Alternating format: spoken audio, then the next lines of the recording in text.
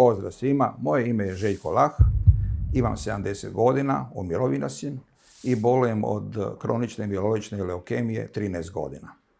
No međutim, moja bolest nije počela prije 13 godina, nego puno ispred toga i upravo zbog toga što želim skrenuti na današnje vrijeme, kad smo okruženi sa mnogo elektromagnetskih valova, dakle od naših mobitela, od Wi-Fi-a, od raznih bežičnih uređaja, a upravo oni su uzročnici mnogih nedaća koje se mogu desiti. Ispričat ću moj slučaj koji počinje davne 1990. godine na mom radnom mjestu. Dakle, ja sam radio u kontroli leta, radio sam kao specijalista za radarske sisteme i jednog trenutka došlo je do akcesa na uređajima kad sam ja strada i bio sam snažno ozračen. Dakle, radilo se o jednom nespecifičnom stanju, jer u ono vrijeme, a i danas, sve je točno regulirano kad se radi o tvrdom zračenju, ali sve je još nedorečeno kad se radi o mekom zračenju, odnosno elektromagnetskom zračenju. Ja sam bio izložen u vrlo jakom polju, dakle radi se otprilike o 1,2 MW u polju 2 sata, kad je došlo do oštećenja svih mojih kromosoma. Dakle, to je verificirano na medicini rada i u tom trenutku, kad se još nije znalo za genom ljudski i za posljedice koje se mogu desiti, samo su mi rekli, pa vi imate preko 50% oštećene sve kromosome.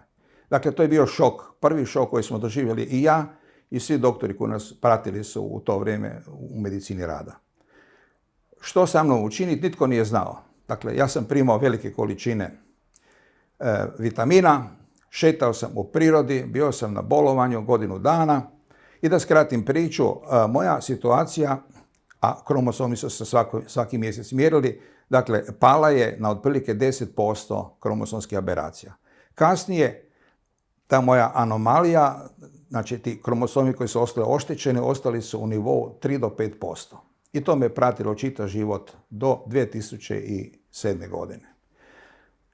Dakle, nisam otišao u mirovinu, što mi je bilo nuđeno.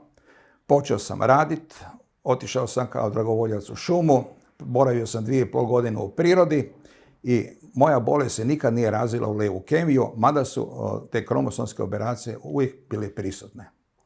2007. godine nastao je, dakle, jedan preokret. Ja sam se pripremao za jednu jednostavnu malu operaciju, morao sam napraviti krvne pretrage i kad sam vidio nalaze, naprosto nisam mogao vjerovati. Dakle, ja sam imao 178.000 leukocita. To je bio takav veliki broj da sam mislio se radi o jednoj tehničkoj greški, pošto je bilo nalaz pisan rukom. Dakle, otišao sam kod liječnika opće prakse, provjerio da li je vjerodostojnost tih podataka točna i onda sam shvatio da praktički bolujem od leukemije. Sad kreće ono što su svi proživljavali. To je jedan strašan šok kad čovjek se suočava sa činjenicom život ili smrt. Ne znate ništa o bolesti. Dakle, neznanje uvijek iza sebe nosi strah, a strah je najgore što čovjek može proživljavati. Suočavate se sa jednom nepoznanicom i to je ono najteže što mi praktički, svi bolesnici koji bolujemo od leukemije ili od nekih drugih limfoma i tako dalje, proživljavamo.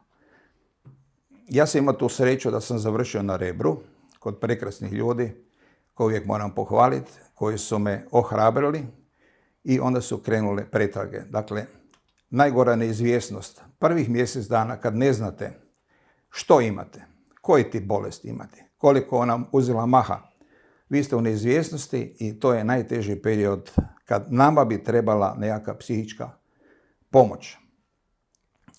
Kad sam dobio prve nalaze, kad sam znao da se radi o kroničnoj mijeloičnoj leukemiji, kad se znalo da je to 9. i 22. kromosom oštećen, kad se znalo da se radi o Filadelfiji, dakle onda sam bio puno mirniji, terapija je krenula, ja sam imao prekrasnu doktoricu Sertić, koja me je i utješila i koja mi je otvoreno rekla što slijedi. Dakle, bio sam prvo na lijeku Litaliru, kao i mnogi drugi. Nakon toga čekalo se odluka komisije da mi odobre lijek koji u to vrijeme, znači 2007. godine, još uvijek bio u eksperimentalnoj fazi, a radilo se o lijeku Glivec. Lijek je odobren, ja sam ga jako dobro prihvaćao I ja mogu reći danas da sam praktički izliječen. Znači, danas kad gledamo moju krvnu sliku i kad gledamo PSR i nalaze, ja praktički leukemiju nemam. Dakle, sad ozbiljno razmišljamo da prekinemo terapiju, da napravimo pokus, da vidimo kako će se moj organizam ponašati, da li će doći do recidiva ili ćemo ostati i dalje u nekakvoj remisiji. Pošto sam rekao da na početku je najteže, sad mogu odmah skrenuti pažnju svima koji se nađu u sličnoj situaciji. Neka ne čekaju. Neka se odmah uključe u rad naše udruge HUL. Dakle, to je Hrvatska udruga leukemija limfomi, koja djeluje na području grada Zagreba, a imamo i podružnicu u Zadru, imamo u Donjem Miholjcu podružnicu, imamo podružnicu u Varaždinu. Ne znam da li sam nekoga preskočio. Znači, tu mogu dobiti pravu informaciju, što nam je najvažnije, jer prava informacija, znanje, odagnat će strah. Prekrasni ljudi, profesori, doktori, inženjeri, kemičari, farmakolozi dolaze k nama, drže nam predavanja. Tu se može doznati sve što čovjeka interesira o tijeku bolesti, o liječenju bolesti, o novim lijekovima, o uspješnosti liječenja. Dakle, to je ono što je najvažnije za svakog pacijenta i imate izravni kontakt i moguće postaviti izravno pitanje liječniku. Eto, to je otprilike ono što svaki od nas proživljava.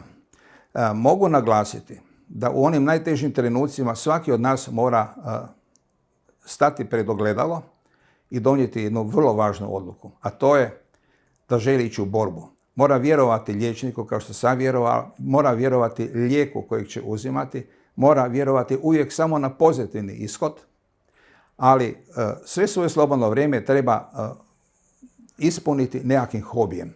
Evo, iza mene se nalazi jedan avion, to su moje igračke, moj hobi koji mene ispunjava apsolutno i svaki moj sljedeći dan je jedno novo otkrivanje, svaki moj sljedeći dan je radostan dan, jer ja znam što želim, znam s čim se želim igrati i kako provoditi slobodno vrijeme.